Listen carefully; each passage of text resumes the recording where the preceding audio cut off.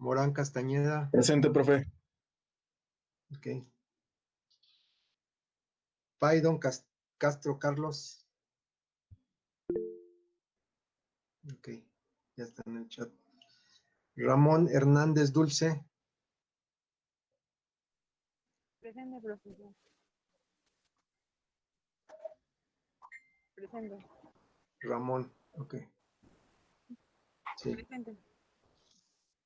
Razo Salinas Mayra. Presente.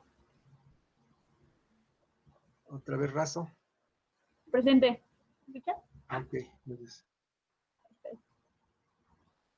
Rendón Flores Natalia. Presente, profe. Ok. Rodríguez López. Presente, profesor.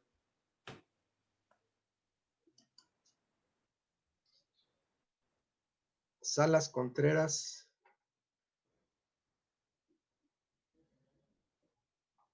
Paidon ya puso su asistencia, así está.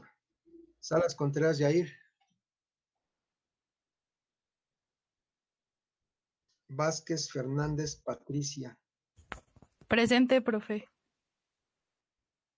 Otra vez Vázquez. Yo, presente, profe. Ok, gracias. Velázquez Albino Imelda. Presente, profesor. Y Martínez Zárate también ya puso asistencia. Ok, ya está. Bien. Ok, entonces, ¿hay alguien que no haya nombrado?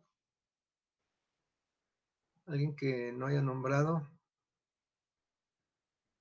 Ok, están todos. Bien, entonces, pues bueno, vamos a dar la introducción al curso. Bueno, antes de la introducción quisiera platicar de la situación para evaluarlos. Como ya saben, pues esta materia está muy relacionada con un proyecto que tenemos que realizar. Honestamente no sé todavía, estoy indagando, tratando de establecer un mecanismo para hacer que es la revisión y darle seguimiento a su proyecto. ¿Por qué? Porque si cuando estábamos en clases presenciales, los que han llevado clase conmigo, por ejemplo, que llevaban mampostería, yo asignaba o asigno un día a la semana para revisión del proyecto.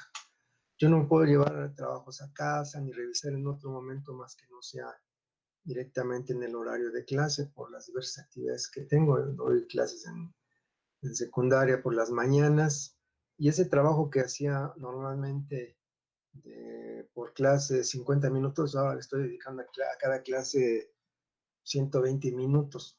¿Por qué? Porque, les doy un ejemplo, a un grupo les dejo trabajo por Classroom y ese trabajo no lo entregan en el horario de clase, me lo entregan durante todo el día, incluso son 2, 3 de la mañana y me están enviando tareas. Entonces se me ha duplicado el trabajo y yo no estoy todo el día en casa, yo salgo porque me dedico a la construcción también y entonces andando en la calle, igual que su compañero que hace me dijo, un rato nos dijo que andaba aquí, iba saliendo del trabajo, ya no lo ubico, pero entonces no puedo estar en casa o en la oficina revisando proyectos, únicamente lo reviso cuando tenemos clase. Entonces tengo que establecer el mecanismo para también establecer para también definir un día de clase o un horario de clase virtual para revisarles sus proyectos. Esta forma de dar clase es un tanto difícil, considero un poquito complicado, tal vez mucho complicado, sobre todo las materias que llevan proyecto como esta, porque al menos yo tengo la necesidad de decir, ver sus planos, de revisárselos, de hacerles anotaciones en lápiz, de hacerles mis comentarios, entonces ahora se va a tornar un tanto difícil. Todavía ese tema del proyecto no lo aterrizo, ya el jueves ya les doy bien las directrices de cómo se va a llevar el proyecto. Bien, no sé si se luego se los voy a pedir en equipo o de forma personal, pero lo que sí, el proyecto va a valer 30% y el examen 70%, ¿de acuerdo? Entonces van por un 3 con proyecto y un 7 por examen escrito. Ese punto todavía no lo defino. Bien. Entonces, ¿alguna duda o pregunta hasta ahorita? Nada. Ok. Bueno, ¿qué pasó? ¿Alguien iba a hablar? Bueno, entonces lo que sí les pido es por favor que vayan adelantando el hecho de conseguir un proyecto arquitectónico de un edificio de 3 a 5 niveles. Entonces, un proyecto arquitectónico de un edificio de 3 a 5 niveles que esté desplantado en un área aproximada de 150 metros cuadrados y que su uso sea habitacional, es decir, departamentos. ¿Sí? Repito, váyanse consiguiendo un proyecto arquitectónico el cual esté desplantado aproximadamente en 150 metros cuadrados y que su destino o su uso sea habitacional, es decir, departamentos, y que esté ubicado en la Ciudad de México.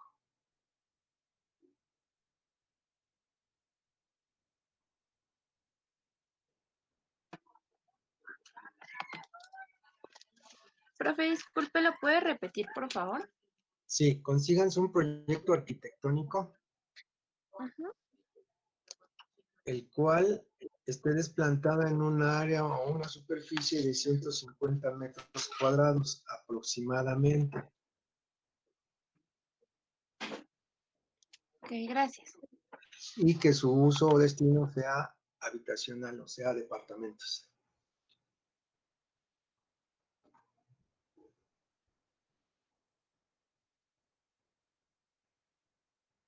¿De acuerdo? Ahora, quiero saber si están bien ubicados en la materia. Recuerdan o recordarán que ya llevaron mampostería. ¿Cuál será la diferencia ahora que vamos de lo que vamos a ver en concreto a diferencia de lo que se va a ver en mampostería? Hay diferencias muy marcadas. ¿Por qué o qué es, cuál será el enfoque o a qué tipo de estructuras está destinada esta materia? ¿A qué se refiere estructuras de concreto? ¿Alguien lo sabe? Adrián, Brandt,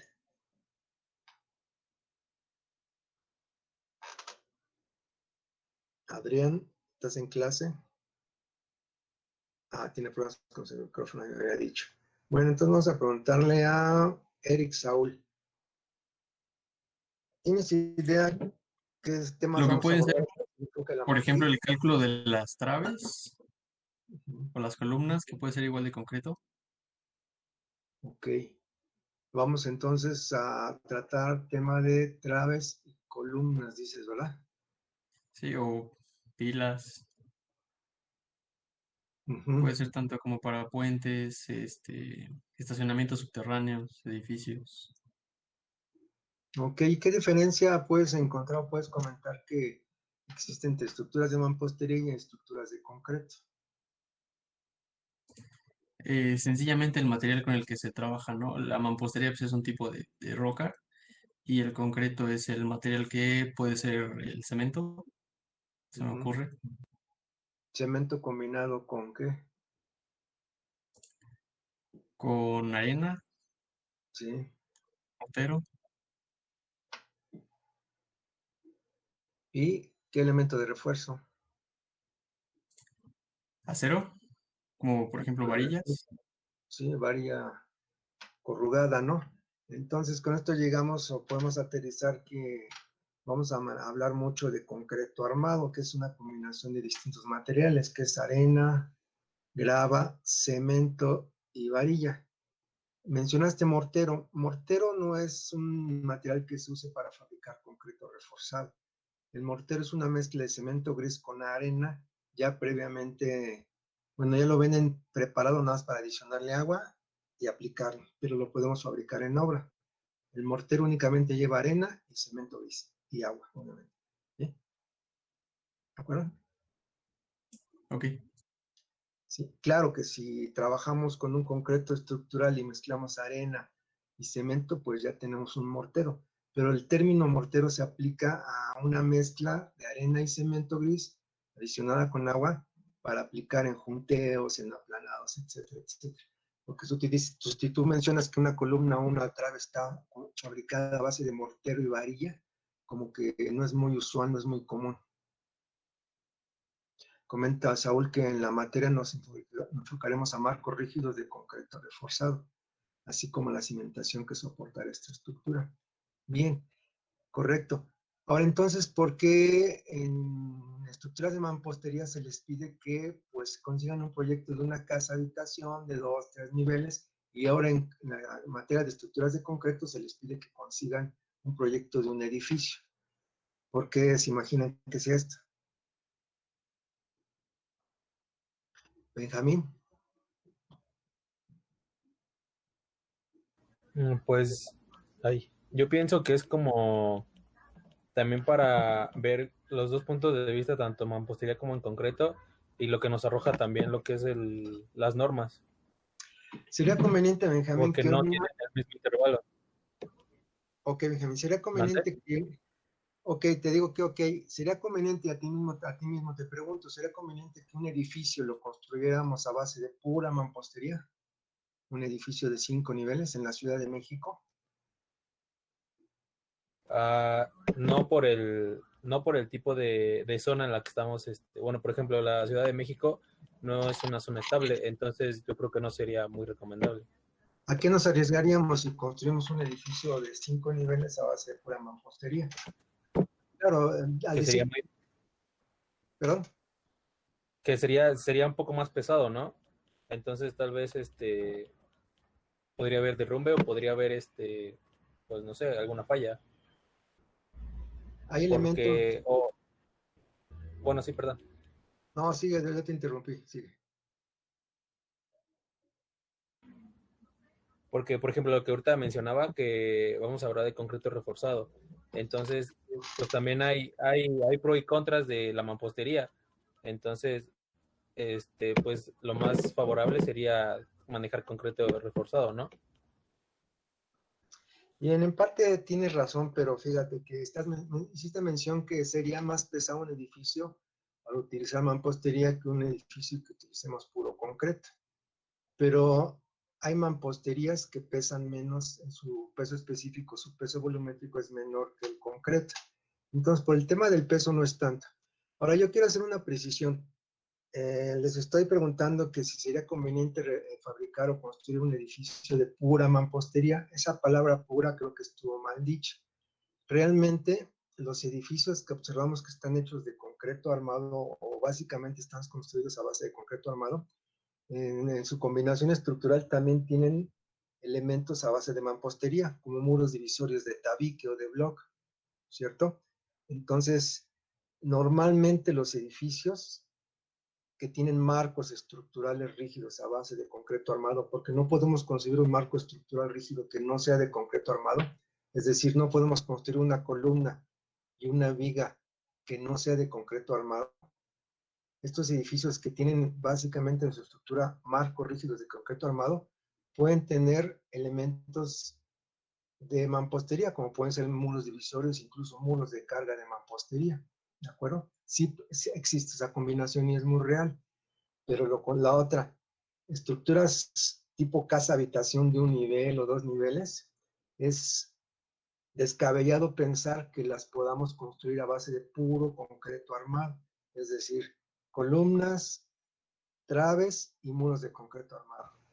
No podemos concebir esa idea, porque una casa habitación normalmente en sus marcos semiestructurales están conformados por castillos y cadenas. Solamente donde tenemos claros libres importantes que cubrir o entre ejes donde vamos a recibir una carga considerable de un nivel superior, ahí es donde ubicamos columnas y traves. Pero en la mayoría de la estructuración de una casa habitación tenemos marcos con castillos y cadenas, ¿sí o no? ¿Sí? Entonces, en una casa habitación solo debemos de considerar elementos estructurales que son columnas y cadenas y perón y traves en donde tengamos claros importantes que cubrir o entrejes que van a recibir una carga de un nivel inmediato superior. Bien. Y a diferencia, repito, de un edificio, en ese edificio sí podemos concebir que toda la estructura sea de concreto armado. ¿Por qué? Porque las divisiones las podemos manejar con tabla roca, con Duroc, con cancelería, etcétera. y entonces descartaríamos de esa forma totalmente elementos de mampostería. Pero la mayoría de estos edificios sí incursionan en su estructura elementos de mampostería, como pueden ser muros divisorios. Pues bueno, ya sabemos que las losas en ambas estructuras pues son de concreto armado, algunas veces otras son de objetivo de villa, los acero, etcétera, etcétera. ¿Vale? Entonces sí quiero que identifiquen esta situación entre ambos tipos de estructuras. En estructuras de mampostería revisamos casas de habitación y en estructuras de concreto edificaciones de más de 3 niveles. Ahora, punto muy importante que tenemos que considerar. En la Ciudad de México, pues sufrimos la situación de los sismos, ¿no? Sufrimos la situación de los sismos y en una edificación de este tipo, de más de 3 niveles, pues el concreto se comporta de una forma, pues, aceptable ante los sismos. Habrán de saber que un fenómeno muy importante ante un sismo que presentan las estructuras tipo edificios, pues es la torsión. ¿Alguien recuerda qué es la torsión?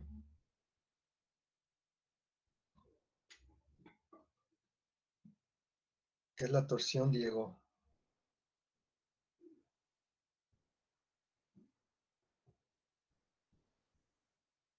Diego Coello.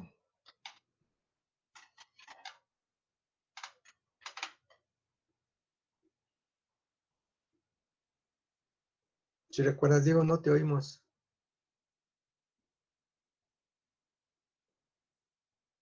Diego, no te vemos ni te oímos. Bueno, parece que tiene problemas, Diego. Castillo Mera, ¿recuerdas lo que es la torsión?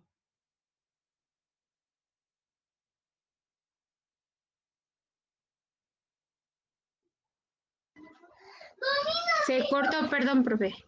¿Qué es la torsión? ¿Recuerdas? Así con palabras sencillas, ¿recuerdas qué es la torsión? ¿Un esfuerzo? ¿Es un esfuerzo de qué tipo? ¿O genera esfuerzos? ¿La torsión genera esfuerzos de qué tipo? ¿O de qué tipo? ¿Lo puedes, un ejemplo así muy sencillo, qué sería para ti torsión? ¿Torsión?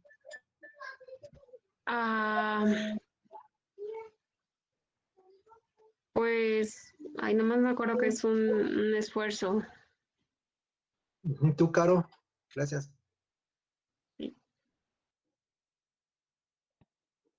¿Son esfuerzos horizontales? Son esfuerzos horizontales, no O tan... sea, es un edificio se somete a un esfuerzo horizontal y genera la torsión. Un esfuerzo horizontal. Y un ejemplo así de la vida cotidiana, muy sencillamente explicado, que nos puedas dar para simplificar la torsión con un objeto el que tú desees, o nada más platícanos. ¿Con un objeto?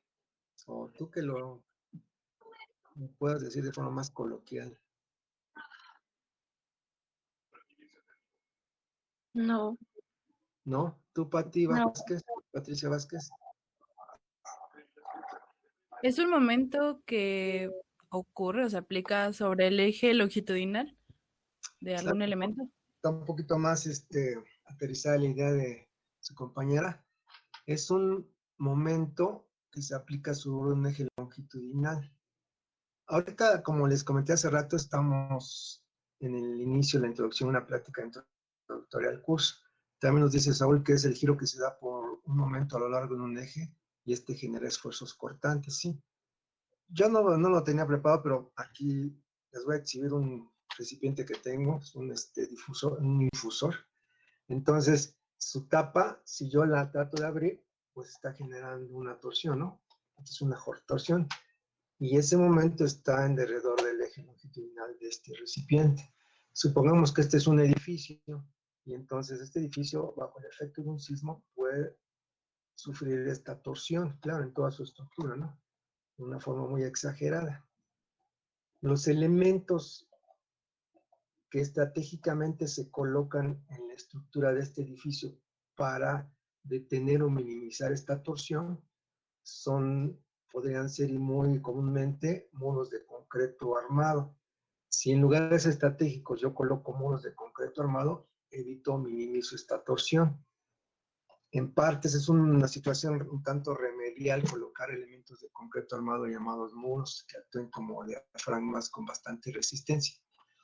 Pero otra situación que me va a evitar o a dar esa característica de minimizar la torsión en un edificio es ubicar correctamente y diseñar correctamente otros elementos estructurales, como son básicamente las columnas. Bien, ubicar columnas. En toda edificación tenemos elementos que se oponen a lo que son las fuerzas laterales provocadas por el sismo y las fuerzas de inercia que se generan. Fuerzas de inercia y fuerzas de sismo inciden de manera lateral en planta todo edificio. Y ese edificio que es este, tiene elementos estructurales que son columnas y muros de carga sobre todo, que distribuidos, colocados y diseñados de la forma correcta, contrarrestan estas fuerzas horizontales llamadas sismo y fuerzas de inercia. Entonces, imagínense que este edificio tiene una distribución pésima de sus columnas, de sus muros de carga, básicamente. Entonces, no van a estar capacitados para resistir estas fuerzas horizontales, que en el posicionamiento, la incidencia que menos afectan estas fuerzas horizontales es cuando inciden en el centroide del edificio. Si esta fuerza o estas fuerzas horizontales incidieran en el centroide de este edificio, pues gran felicidad porque no pasaría nada. Pero la realidad es que estas fuerzas horizontales no inciden directamente en el centroide del edificio, inciden en cualquier otro lugar menos en el centroide. Y entonces, si yo hago incidir en forma muy ideal esta fuerza horizontal, pues únicamente el edificio puede sufrir alguna traslación. Pero si esta fuerza horizontal la muevo del centroide, pues entonces que me produce un giro, un momento torsionante, y entonces ocurre la torsión y posteriormente el colapso del edificio. Bien, entonces es un panorama más o menos de una forma muy coloquial de lo que trato de decirles, y que es que vamos a tratar de identificar esta situación de manera más técnica durante el curso. ¿Cómo le vamos a hacer para minimizar esa torsión en el edificio y algunas otras cosas más? ¿Sí? Hasta ahí queda claro, más o menos me di a entender con este ejemplo tan básico y tan coloquial. Sí, sí, queda claro, profesor. Ok. Bien, entonces también quiero comentarles lo siguiente. El manejo del proyecto que vamos a llevar lo vamos a hacer de tal forma que nosotros nos ubiquemos o nos posicionemos de tal forma que hagamos una especie de simulacro pensando que ya estamos trabajando en la vida real allá afuera y que alguien nos contrató y nos pidió que hiciéramos un diseño estructural de un edificio. Creo que nosotros los politécnicos pues tenemos capacidad para diseñar arquitectónicamente lo que sea. No nos hemos preparado al 100% para ser arquitectos, ni por ejemplo hacer el diseño de un edificio en cuestión arquitectónica. Lo podríamos hacer y pues yo un tanto exageradamente les podría pedir que ustedes hagan el diseño arquitectónico, pero no es nuestra función básica ni lo indica el programa de la materia. Es por eso que les estoy pidiendo que consigan un proyecto arquitectónico. Entonces, estando allá afuera, tal vez ustedes encuentran un cliente que tiene un terreno y que en base a un estudio detectó que en ese terreno pues era conveniente edificar un edificio de condominios. Este cliente pues consiguió un despacho de arquitectos, le hizo el diseño de este edificio de condominios y después se dirigió con algunos de ustedes para que dotaran de esqueleto esa concepción arquitectónica, ¿sí? Entonces, a veces nosotros estamos para soportar, para darle validez estructural y de seguridad a los proyectos que hacen nuestros amigos los arquitectos. Bien, entonces nos pasan sus concepciones a veces muy descabelladas y pues nosotros tenemos que dotar esas concepciones de un esqueleto. Bien, anteriormente había estructuras o edificaciones muy cuadradas. La tendencia era que todo era así, muy cuadradito, muy rectangular, e incluso grandes obras como la Torre Latinoamericana, si se dan cuenta, es un cubito muy esbelto, por eso es un cubito. ¿Sí? Ahora, fíjense en todas las edificaciones que hay sobre la Avenida Reforma, Paseo de la Reforma. son diseños muy caprichosos, diseños arquitectónicos muy caprichosos. Y ahí es entonces donde entra nuestra habilidad como estructuristas o como ingenieros civiles. Dotar de un esqueleto esos caprichos arquitectónicos. En la mayoría de los casos, podríamos pensar que no es posible estructurar un capricho tan exuberante como los que a veces nos encontramos por parte de los arquitectos. Pero sí es posible, siempre es posible, nada más que todo tiene un costo, un sobrecosto. Mientras más caprichoso sea el diseño, el costo se eleva. Bien. Entonces, si quisiéramos tener el costo más económico, pues esos caprichos arquitectónicos pues, los tenemos que encapsular dentro de una forma de cubo, ¿no? Pero no, ya la tendencia es que la arquitectura se ha modernizado mucho, ha avanzado mucho y tenemos la gran ventaja que contamos con una diversidad muy grande, una gama muy grande de materiales para la construcción, prefabricados, artesanales, de todo tipo de materiales, madera, acero inoxidable, etcétera, etcétera. Entonces, mientras más caprichoso sea el diseño arquitectónico, más complejo va a ser el diseño estructural para que esta estructura sea una estructura eficiente, para que esta estructura sea, en primer lugar, hay una regla básica que como ingenieros civiles debemos de seguir al diseñar una estructura. ¿Cuál es la regla básica que debemos de cuidar antes que nada al hacer un diseño? ¿Lo sabes, David? ¿Qué es lo que debemos de cuidar básicamente? ¿Cuál va a ser nuestra meta principal, la cual buscamos al diseñar una estructura, en este caso de concreto? David Escamilla. Pues creo yo que principalmente para diseñar una estructura de concreto, primero es saber en dónde vamos a construir, ¿no? En este caso, pues si es en la Ciudad de México, pues sabemos que es una zona donde hay bastante agua, donde a 1 metro, 2 metros se encuentra agua, entonces tenemos que encontrar algo que, una estructura que con el movimiento, porque este tipo de suelo tiene movimiento, pues se mueva pareja, ¿no? Que es cuando ocupamos las contratraves y las columnas o las pilas, que son las que van a hacer que el movimiento pues sea parejo y no haya fracturas, ¿no? En la estructura. Creo que es algo así, ¿no? Pero todo esto va enfocado a algo que ya Saúl Ismael nos dijo en el chat. La seguridad, Alex. Antes que nada debemos de cuidar la seguridad. Como futuro ingeniero civil, tiene que estar enfocado en primer lugar a obtener la seguridad de las estructuras. ¿Por qué? Porque en las estructuras, en las edificaciones, pues habita gente, ¿no? Seres humanos y hasta animales también. Entonces, antes que nada, debemos de enfocarnos en la seguridad. ¿De acuerdo? Ese es usted en primerísimo lugar. Nuestra función es salvar vidas. De acuerdo. De acuerdo. Ok, ¿cuál es otro enfoque que le tenemos que dar a nuestro trabajo como ingenieros civiles en función de un diseño estructural? Las estructuras deben de ser seguras después.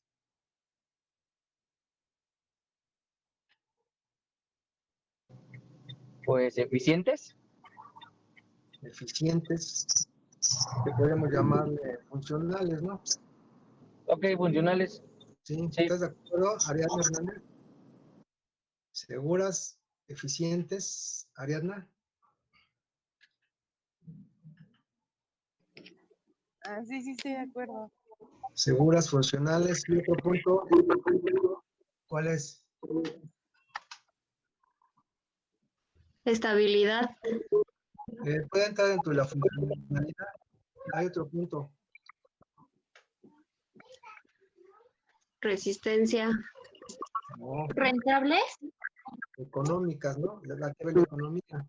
Si lo enfocamos como rentabilidad, pues podría ser también. Pues eso, finalmente, las estructuras son producto de un negocio y deben de ser rentables o económicas, como vuelve a decir Saúl. Entonces, seguridad, funcionalidad y economía. Todos esos tres puntos los tenemos que combinar de forma eficiente nosotros.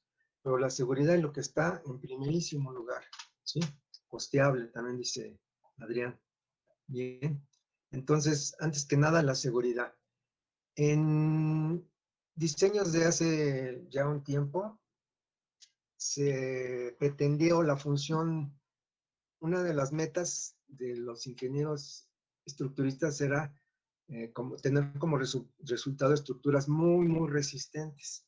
Esto arrojaba que tuviéramos secciones muy, muy considerables en columnas, en traves, incluso en losas, incluso en alturas de entrepiso. No sé si hayan visto, hayan entrado a algún edificio que tienen alturas de entrepiso muy considerables, pero unas columnotas de 1,20 por 1,20 y elementos estructurales sobredimensionados.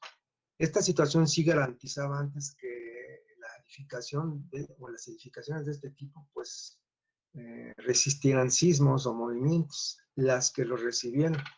Pero muchas de estas estructuras pues nunca sufrieron el embate de un sismo considerable.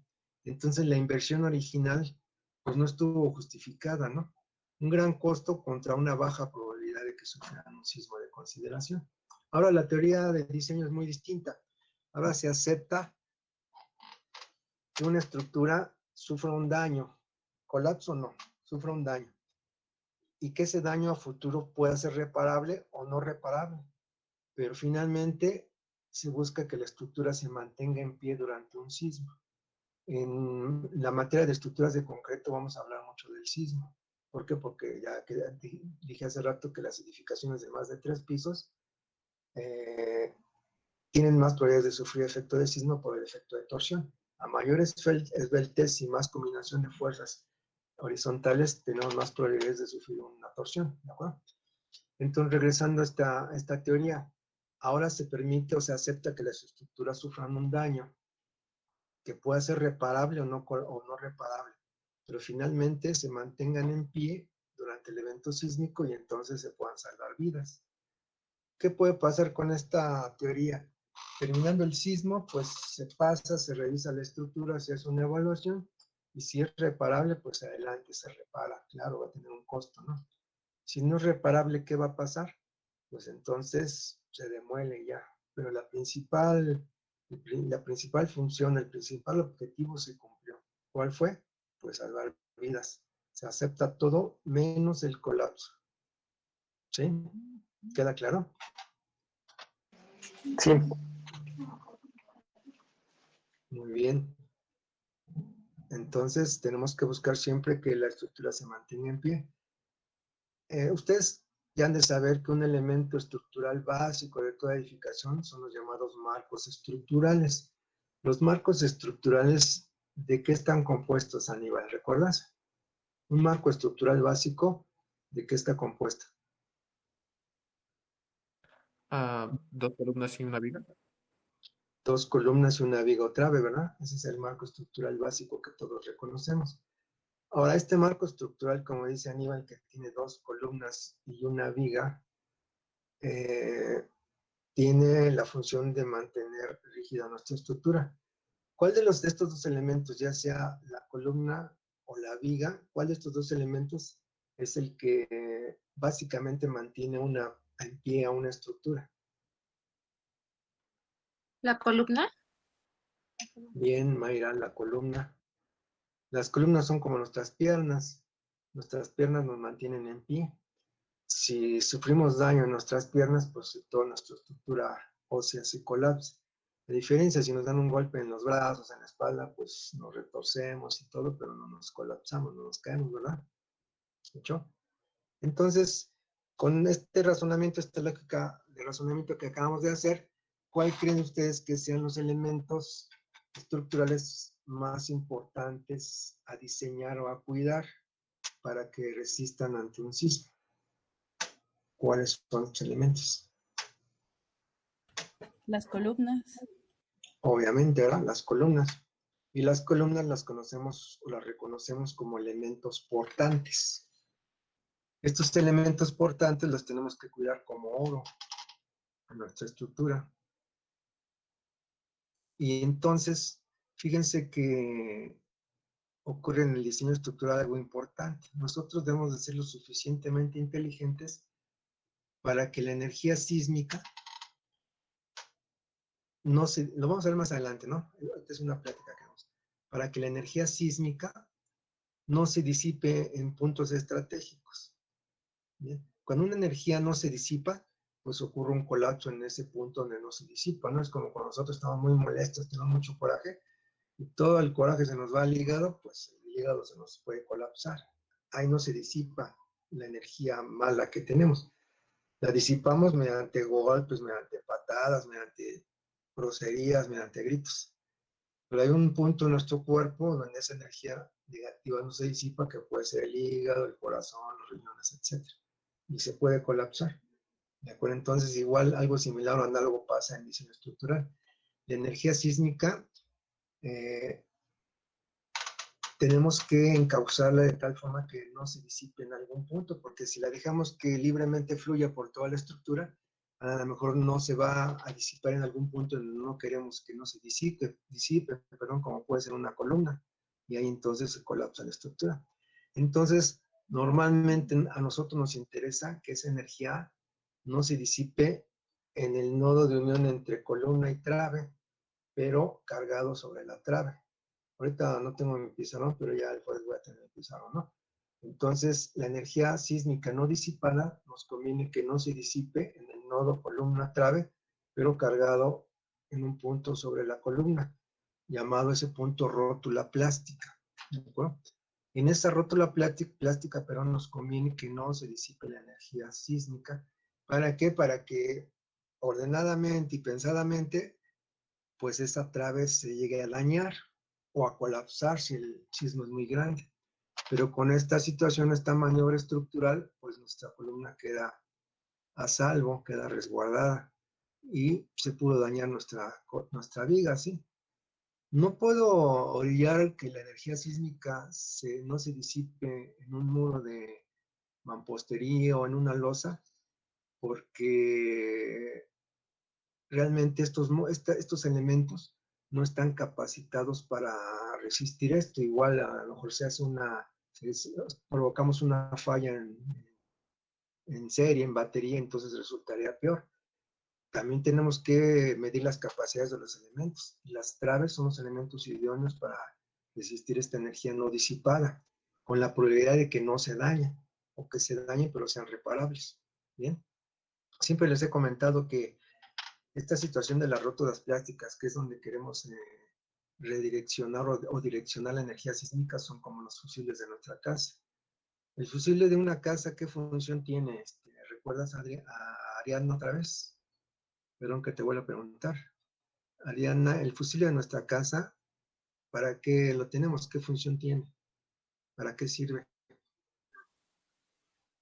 No alcancé a escuchar bien. ¿El fusible, dijo? Los fusibles que tenemos en nuestra casa, ¿para qué sirven?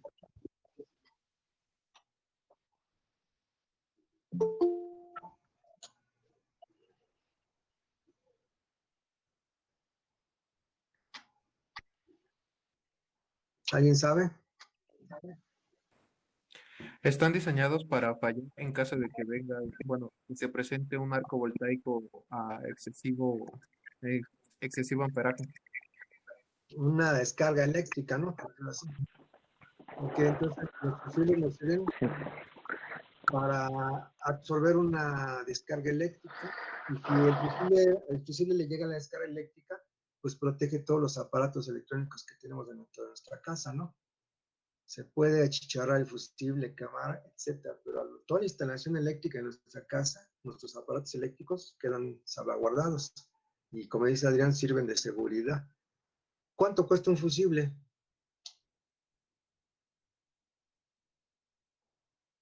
Más o menos. 10 pesos. 10 pesos, no lo mucho. Imagínense cuánto nos costaría reparar nuestras pantallas, nuestro refrigerador, hacer el cambio de todo el cableado. Es una lana, ¿no? Entonces, ya estuvo más que justificada la falla, o se sacrificó el fusible de nuestra casa. Igual nosotros tenemos que sacrificar algún elemento estructural de nuestro edificio, que en este caso, pues son las traves. Bien. Una trave, afortunadamente, pues puede resistir, es susceptible a varios métodos para repararla, pero una columna no es conveniente, o no es muy conveniente repararla, mejor es fabricarla nueva. Pero lo malo es que si se colapsa, pues se viene abajo la estructura, y si son varias, pues imagínense. Entonces los rótulas plásticas son nuestros fusibles estructurales, ¿de acuerdo? Hasta ahorita va todo claro. Bien. Sí, profe. Entonces, ahora volviendo al tema de que vamos a hacer una simulación con nuestro proyecto, de que estamos haciendo algo que ya es un producto de nuestro trabajo. Como les dije, vamos a conseguir un proyecto arquitectónico y me lo van a presentar próxima clase, que es el próximo jueves. De aquí al jueves necesito que vayan avanzando en eso, me lo vayan consiguiendo. ¿Por qué medios me lo podrían enviar? ¿Por qué modalidad digital me podrían enviar ese plano? Alguien que me dé una lluvia de ideas o algunos para yo también tener el panorama. Profe, Claro, en Pues lo Classroom podemos hacer, puede claro. poner una actividad. sí, ya ven que tenemos Claro. Y En Classroom puede subir una actividad y cada quien puede subir su plano para que vea más o menos si vamos acorde con lo que pidió y puede poner comentarios privados nada más para ese alumno para ver si lo cambia o si está aceptable su plano. Sí, Benjamín, gracias por tu comentario. Más que nada yo me refería a que ustedes, en base a sus medios, ¿cómo me enviarían ese plano? En archivo JPG, AutoCAD, no sé, archivo de AutoCAD, no sé, ¿cómo lo enviarían? Por eso le pregunto a Caro, ¿tú cómo lo Pues enviarías? pesa menos en PDF, ¿no, profe? Para que ¿Mande? se pueda subir. ¿Cómo? Pesa menos en PDF. PDF. ¿Tú, Benjamín,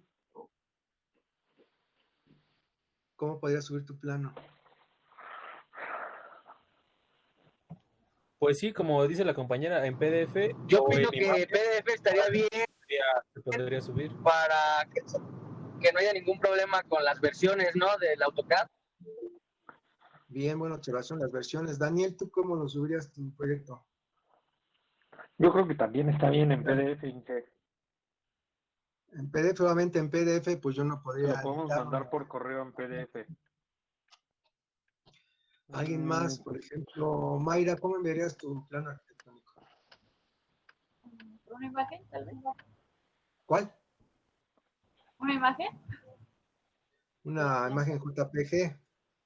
Podría ser Porque, de hecho, Yair sobre Iván. el PDF podría ponernos comentarios. Ok. Pueden Yair Iván. agregar ahí notas y comentarios y ahí nos podría decir. Sí.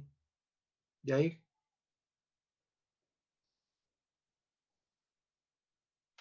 No te escuchamos, Yair.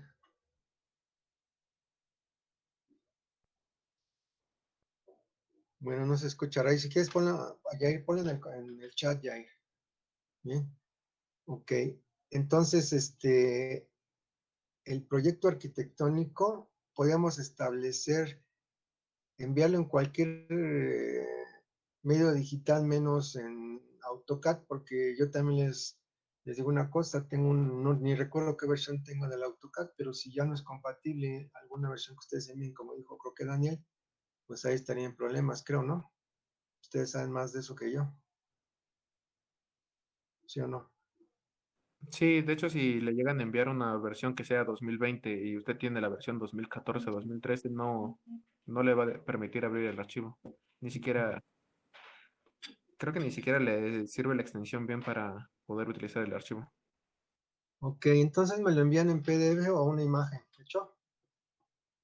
Ahora, adicional a este proyecto arquitectónico, dígame, ¿ibas a hablar? No, sí que estaba bien, no, sí que estaba bien. Ok. Bueno, déjenme decirles que un proyecto arquitectónico ya en forma y hecho muy profesionalmente, y pues sobre todo para un edificio de condominios, el proyecto completo incluye planos arquitectónicos. Bueno, en primer lugar, si había alguna construcción antes, un proyecto, un plano de desmantelamientos, plano de terracerías, plano arquitectónico, plano de albañilería, plano estructural, plano de instalación sanitaria, instalación eléctrica, instalación hidráulica, cuadro de cargas, acabados y no sé qué tantos más. Pero esos planos aparte tienen sus anexos. Entonces, un proyecto en forma de planos para un edificio de este tipo que vamos a tratar consta como de 60, 70 planos. ¿Tú en qué trabajas, David? Yo soy residente de urbanización. Tú has de poder también comentarnos eso. No sé si has tenido contactos con proyectos concretos para edificación, de cuántos planos consta todo un proyecto. ¿Tienes ideas? ¿Has estado en contacto con esta situación? Pues sí, bueno, yo con los colaboradores que tengo que están en edificación, pues tienen como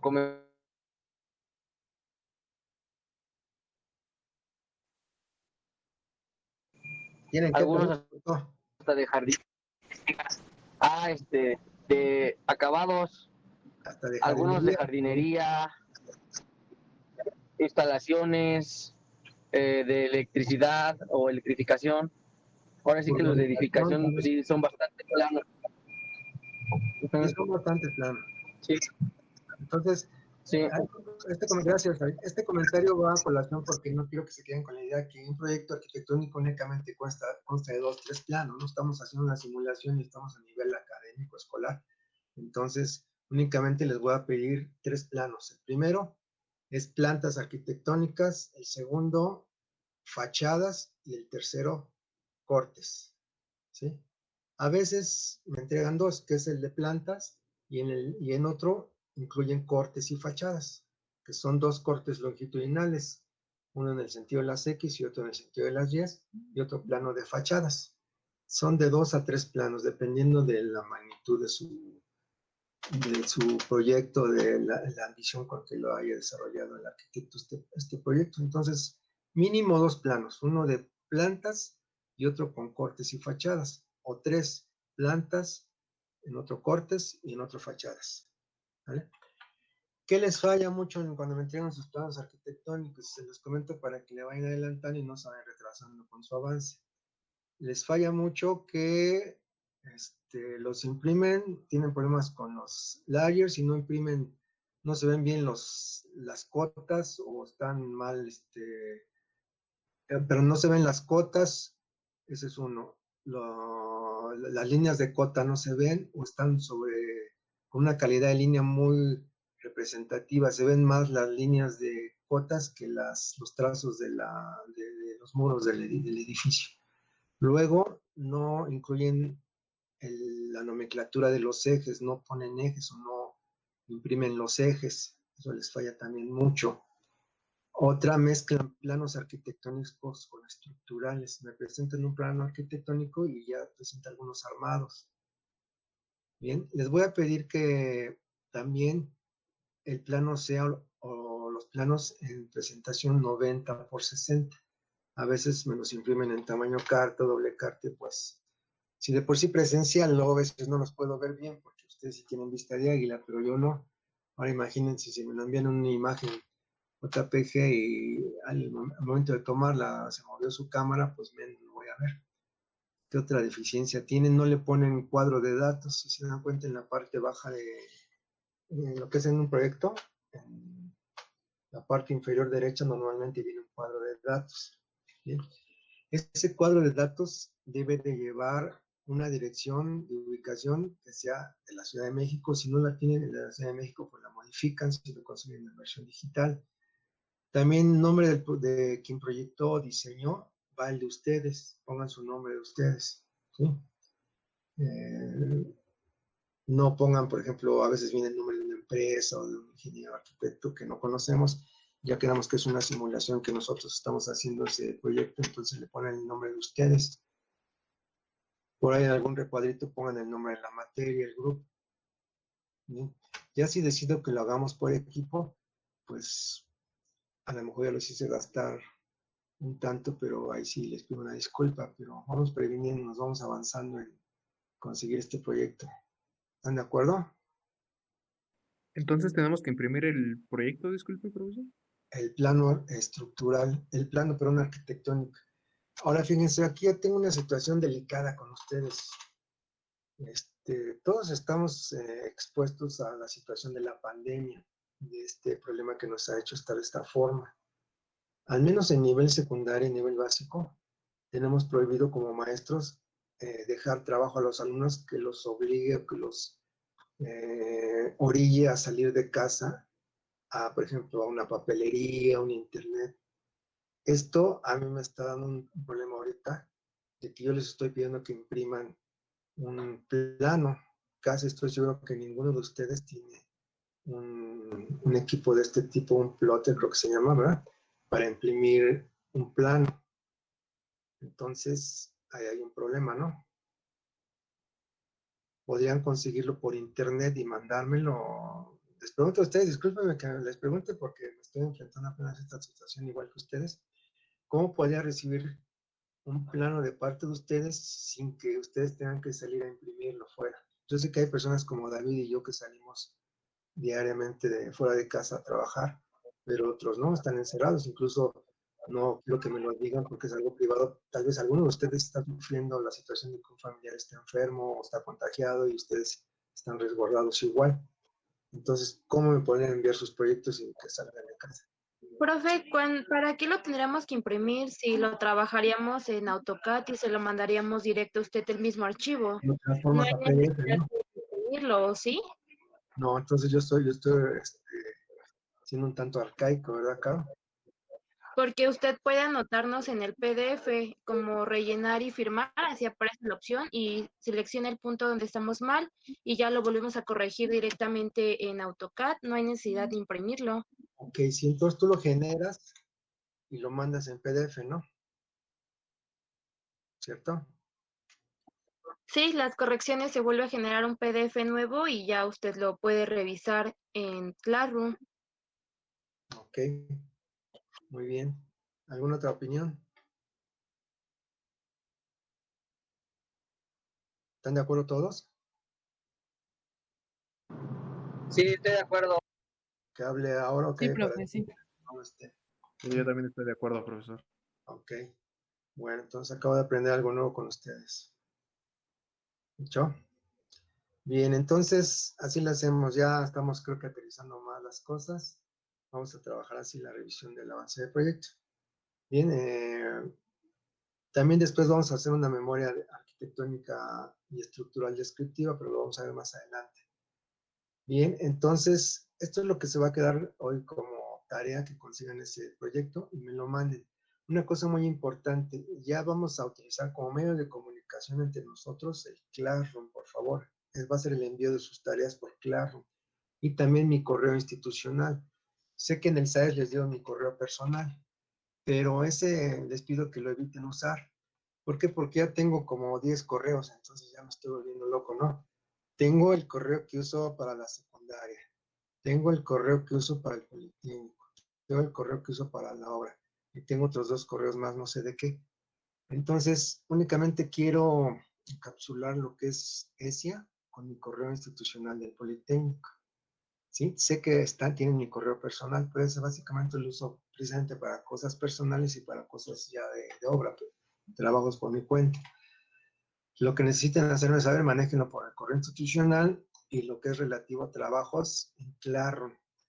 No tengo realmente tiempo. Si alguien me manda un correo a mi institucional a las 11, 12 del día, 6, 7 de la mañana, probablemente no pueda verlo por la cantidad de cosas que desarrollan. Si de repente sí me puedo sentar a hacer oficina, si reviso mis correos, pero no lo tomen a mal si alguna vez me mandan un correo y no se los contesto de inmediato, ¿sí? Normalmente, pues sí, estoy dispuesto a atenderlos en clase en la hora que nos toca de esta forma, pero la comunicación por medio del correo institucional a veces les fallará en contestarles de manera inmediata. ¿De acuerdo? Sí, profe. Sí, profe. ¿Algo que quieran comentar antes de terminar? Profesor, no sé si esté de acuerdo que si nosotros podemos hacer un grupo de WhatsApp para estar comunicados entre nosotros. Sí, no hay problema. Les voy a poner mi correo institucional.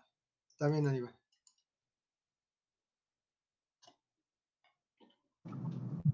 Yo opino que Patty haga el WhatsApp. Ay, ustedes ya pónganse de acuerdo.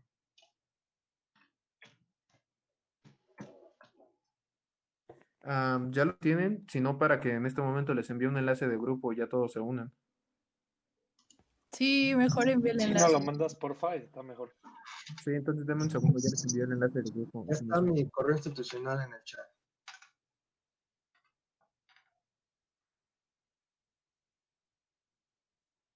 ¿Algo más que se me esté barriendo?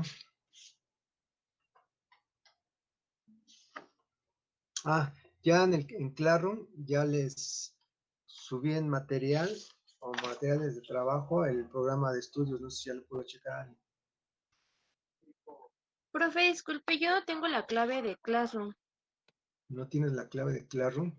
No, Permíteme. gracias.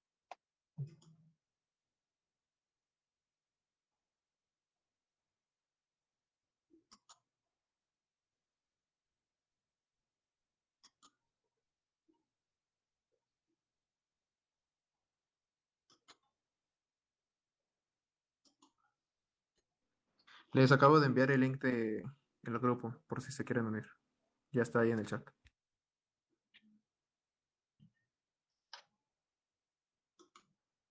¿Te puedo dictar la clave de Classroom?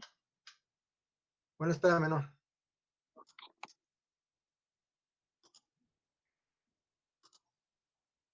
Si quiere, ahorita se la pasamos por el grupo, profesor.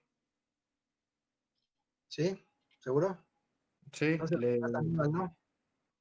¿Mandé? No se las pasas en el grupo. Sí, ahorita se las envío en el grupo de WhatsApp. ¿Quién la necesitaba? Me decía. ¿Quién necesitaba la clave de Classroom? Yo, profe, pero ahorita la pido en el grupo de WhatsApp. Gracias. Sí, por favor, no dejen de enviársela.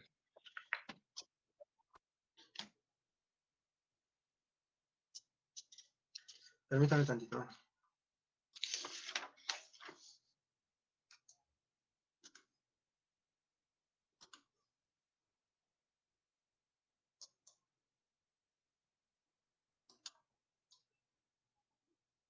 De todos modos, ya la puse en el chat, la clave de Classroom, ¿sale?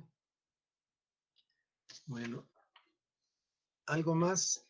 Repito, antes de que terminemos la clase, les recuerdo que si alguien gusta o tiene necesidad de quedarse al final conmigo a comentar algo personal relativo a la escuela, pues adelante. Y si no, voy a pasar lista ahorita por la extensión que tengo en Meet y yo les aviso para que comencemos a salirnos, nos despedimos y si alguien se quiere quedar a comentar algo, con gusto, permítanme. Acabo de pasar el vínculo al grupo de WhatsApp de Classroom, por si a alguien le hace falta también. ¿Podrías volver a mandar el link? Es que acabo de ingresar, por favor. Sí, claro, lo reenvío ahorita en unos 10 minutos en lo que se terminan de unir todos y ya lo envío para que te puedas unir. Vale, gracias. Esta vez que me está pidiendo aquí el sistema una validación. Estoy haciendo.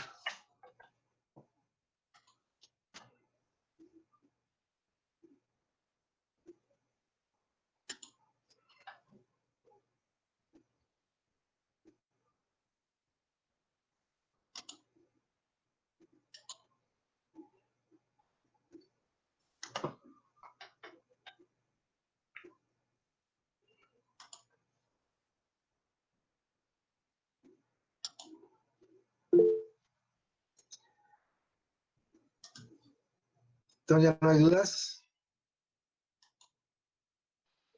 No. Yo Bueno. sí. Entonces, ¿el proyecto va a ser individual, profe? Lo más seguro es que sí, ¿eh? Por eso es que me estoy aventurando ahorita que ya entreguen su proyecto arquitectónico. Hay una pequeña duda que tengo, pero ya se las hago saber el jueves. Pero sí les pido que ahorita comencemos de manera personal, ¿sí? Ok, profe, gracias. ¿De qué? ¿Algo más?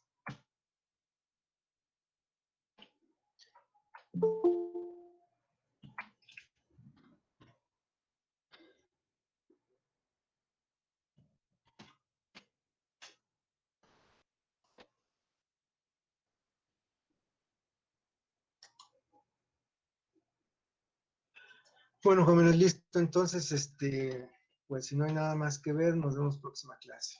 ¿Sale? El próximo jueves Yo creo que va a ser una clase muy corta el jueves porque me voy a dedicar a revisar lo que me hayan enviado. Vamos, yo creo que a tomar los jueves para revisar avance de proyecto. ¿De hecho?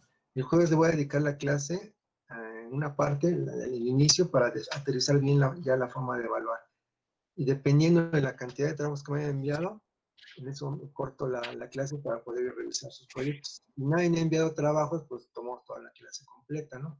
Si hay trabajos en puerta, pues entonces yo mido mis tiempos y les menciono en qué momento cortaríamos la clase. ¿De hecho? Ok, profesor. Bueno, pues suerte y bienvenidos nuevamente. Gracias, profe. Gracias. Bye.